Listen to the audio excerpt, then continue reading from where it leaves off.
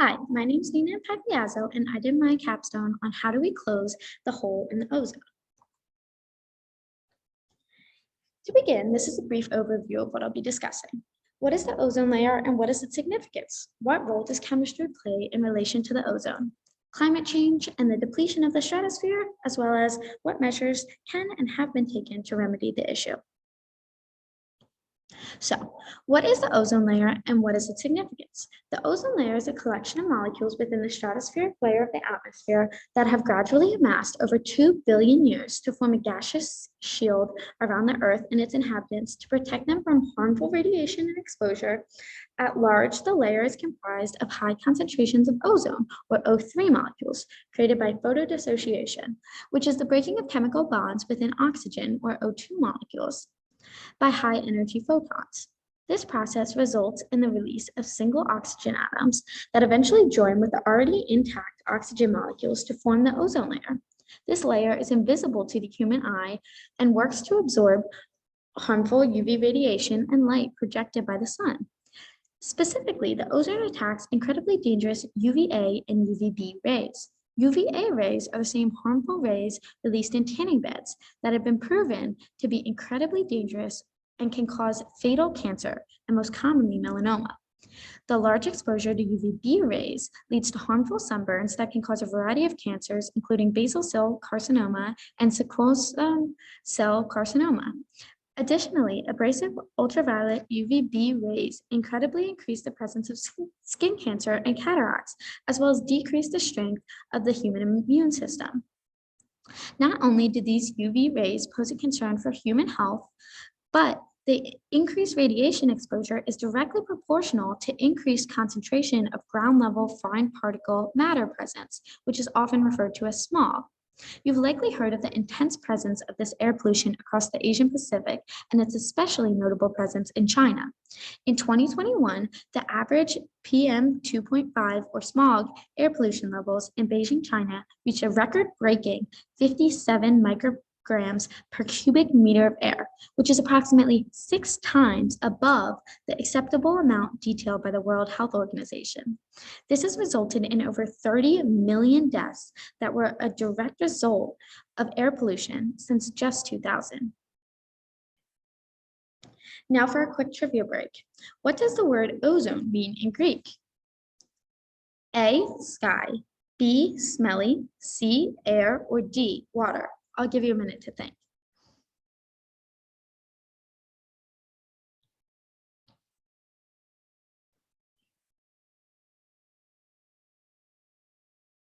All right, so the correct answer is B, smelly.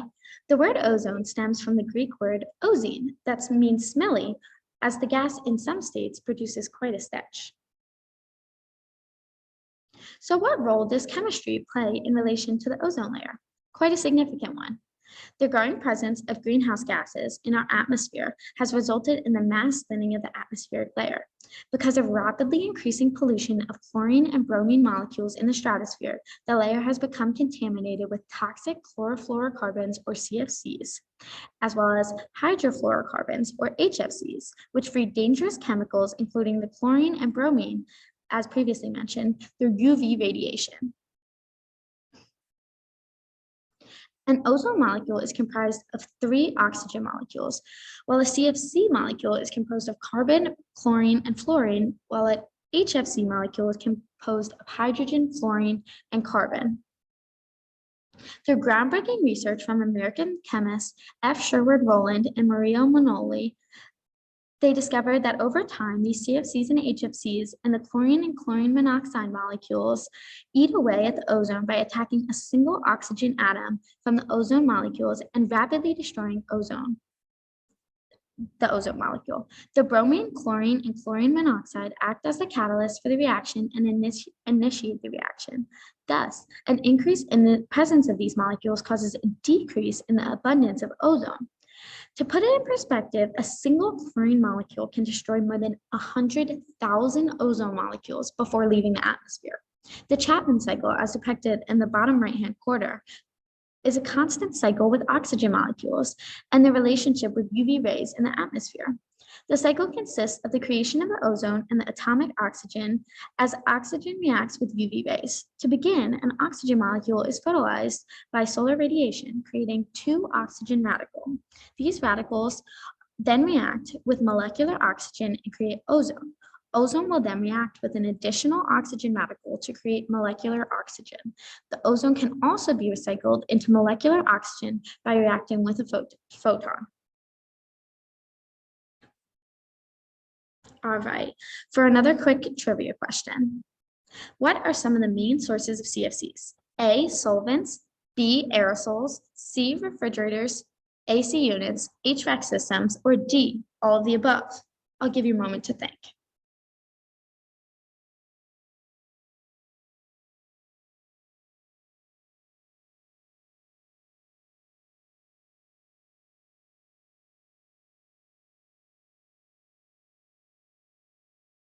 All right. The correct answer is D, all of the above.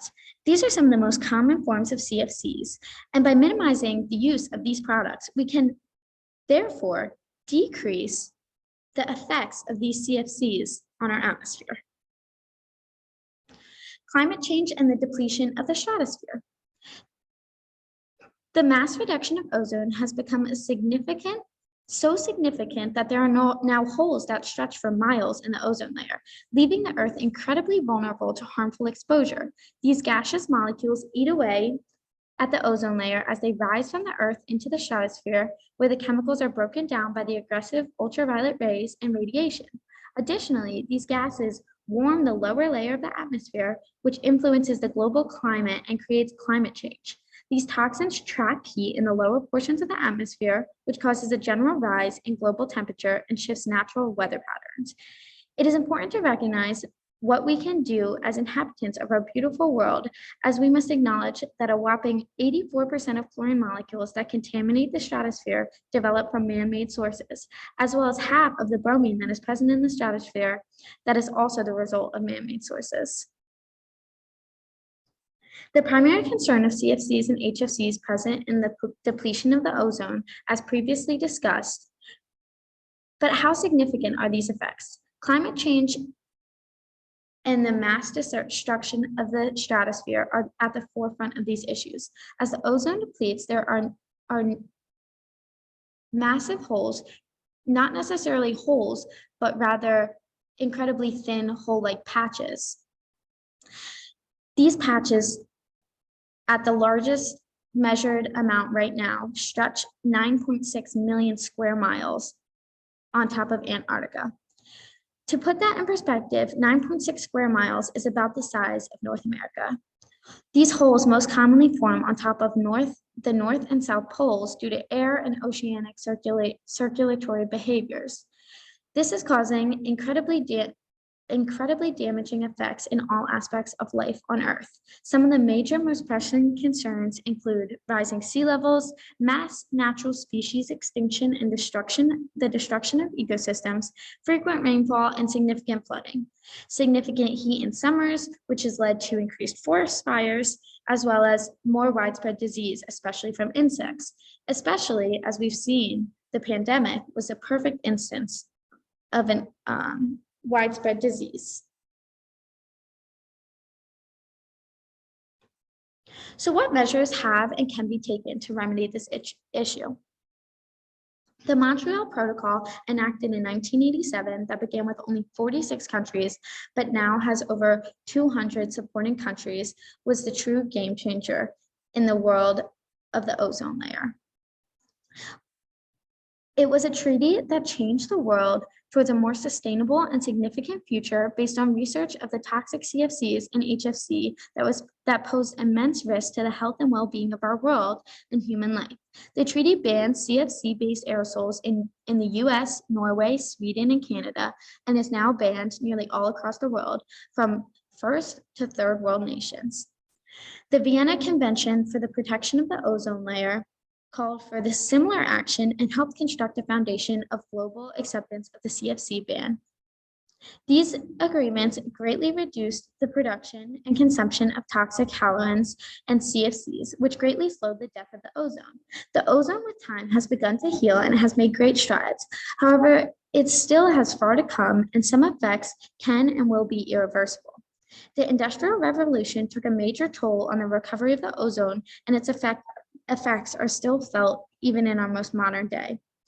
We are not hopeless, and there's still incredible potential to secure our future and save our planet. But in order to do so, we must first work to limit the burning of fossil fuels and turn to more sustainable energy sources, such as solar energy. So what does the massive hole look like? Pictured on the right is the hole taken from a NASA satellite. As you can see, and as I previously mentioned, this hole encapsulates nearly all of Antarctica, and as I mentioned earlier, is nearly the size of North America. So another quick trivia question. Estimations by the International Organization on Migration estimates how many people will be displaced because of climate change. A, 2 million, B, 900,000, C, 200 million, or D, 350 million. I'll give you a moment to think.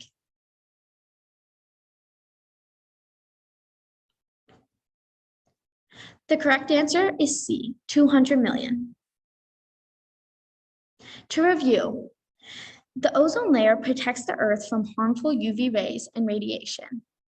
Holes have developed due to the mass amounts of CFCs and HFCs present in our atmosphere and created by mass amounts of fossil fuels, aerosols, and other toxic products, leaving all species on Earth exposed and at risk of fatal consequences, such as lifelong cancer and/or immunodeficiencies.